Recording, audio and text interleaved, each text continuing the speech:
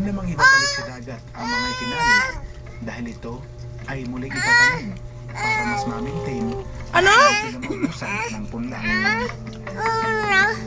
Ang Lola! bawat ng sanga na pinuputol ay tinatawag na seedlings o growth. Anong Ang to? mga seedlings na ito ay siyang tinatali sa nailong Itong at muling itatali ano, sa mahal color pencil. ng buhangin sa ilalim ng dagat. Oo, nahanap mo to?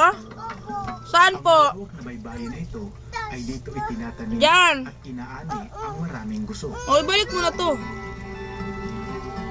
Ang kakayahan ng guso na muling tumubo mula sa bawat piraso nito ay tinatawag na vegetative production.